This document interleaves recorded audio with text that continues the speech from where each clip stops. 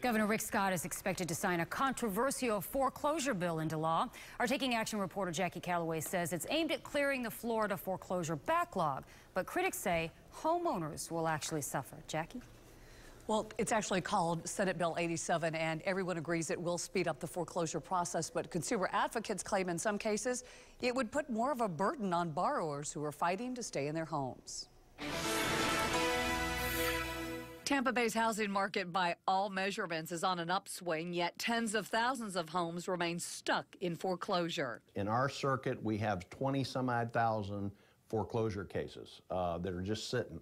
State Senator Jack Latvala sees the foreclosure backlog as a weight on the housing industry and local economy. In every neighborhood in my district, we have houses that are basically abandoned because people have moved out. Which is why he pushed for the passage of State Senate Bill 87. The new law will then have a retroactive effect on your case. Critics, including consumer attorney Charles Gallagher, claim one aspect of the bill, known as show cause, will shift the burden of proof in foreclosure cases from the lenders to the borrowers. But the homeowner would have to prove some kind of verifiable evidence, some kind of defense, some kind of factual proof or legal proof as to why the bank is not entitled to enforce a mortgage. Florida's Consumer Action Network agrees, saying show cause would speed up the process and force the borrower to prove to a judge the bank does not have the right to foreclose. Making someone who's not the plaintiff in the case bear that burden and meet that burden. It's so contrary to law that's existing right now. That's just not true.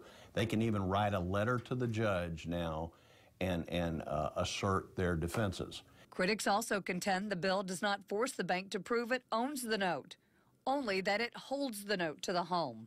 Another point of contention, the measure offers monetary damages only for owners who've suffered a fraudulent foreclosure.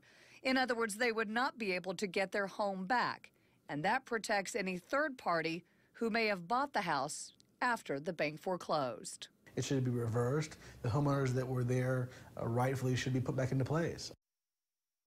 Another is one consumer-friendly provision in SB 87 everyone seems to agree on, and that is the deficiency clause. If the governor signs it, banks would have just 1 year instead of the current 5 to go after owners for the difference in what was owed on the house and what it sold for in foreclosure.